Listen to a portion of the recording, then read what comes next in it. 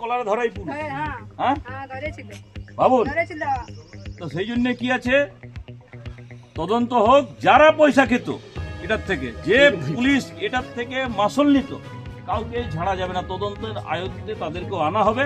আপনারা শুধু ডেটটা, টাইমটা তাদের যদি নাম জানেন দিতে পারেন, গোপনে যদি দিয়ে দেবেন, এখন নয়, আমরা দেখি আর কি, বের করলেই জানা যাবে কি কারা কারা এটার সঙ্গে আছে।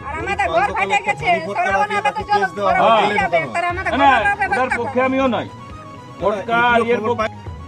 বিকেলে প্রায় 5:30 পৌনে 6টা নাগাদ আমি সোশ্যাল মিডিয়ার মাধ্যমে দেখি বিভৎস একটা বিস্ফোট আর আগুন জ্বলছে। পরবর্তীকালে খবর লাগাই, কোথায় ঘটেছে না, পুরুলিয়া শহরের মধ্যেই হয়েছে, আপনার শ্মশানকালীর পাশে, যেটা আপনার বঙ্গাবাড়ি রোডে। আজকে আমি এখানে এসেছি, আসার পরে যেটা দেখতে পেলাম এবং খবরাখবর নিলাম, সেটা এখানে বোম বানানোর ফ্যাক্টরি ছিল।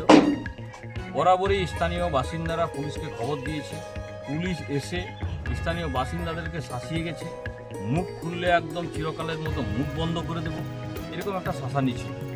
আজকে তার একটা বড় ঘটনা ঘটে গেছে, 3 জন এখন আহত আছে, তারাও বরাবরই শাসাত। আমার যতদূর সম্ভব মনে হয় এটার বড় কোনো ষড়যন্ত্র আছে, পিছনে বড় কোনো হাত আছে, আর সেই হাত সম্ভবত জিহাদিদের হতে পারে, যারা বিভিন্ন জায়গায় বোম বারুদ বানায় এবং পাচার করে। দিদির রাজত্বে মুক্তাঞ্চল মনে করেছে এই পশ্চিমবাংলাকে, এই পুরুলিয়াকে। এর আগে আমরা কাঁকড়াগড় থেকে শুরু করে মুর্শিদাবাদ, মালদা এদিকে মনে করতাম, এখন জঙ্গলমহলের পুরুলিয়াকেও এরা মুক্তাঞ্চল বানিয়ে দিয়েছে জিহাদিদের।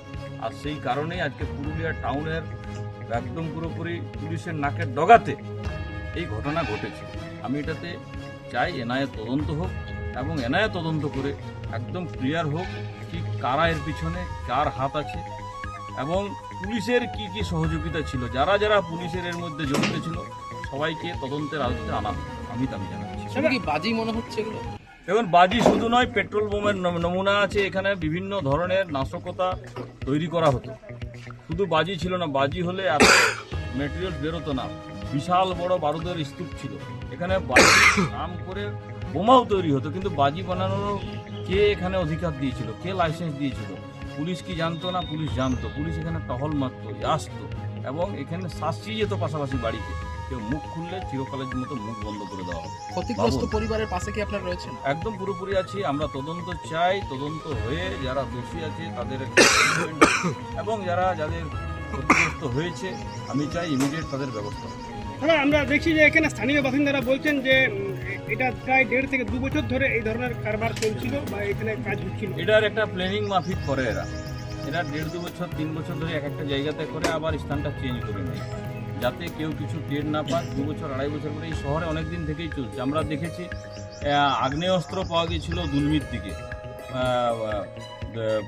যেটা আপনার বলরামপুর রোডে। তো সেরকম এটাকে একদম পুরুলিয়াটাকে ধরে নিয়েছে দিদির রাজত্বে, এখানে কোনো চোর ডাকাত জিহাদি বদমাশ তাদের আর কোনো কিছু হবে না। আর সেই কারণেই এই ব্যবস্থাটা নিয়েছে। সেই জন্য কি আছে, এই সরকার থাকাকালীন কোনো তদন্ত এরা করবে না এবং কারো কিচ্ছু হবে না। সেই জন্য আমি চাই সেন্ট্রাল এজেন্সি এনআইএ তদন্ত হোক এবং যারা দোষী আছে তাদের ব্যবস্থা। এই যে বোমা বা মজুতের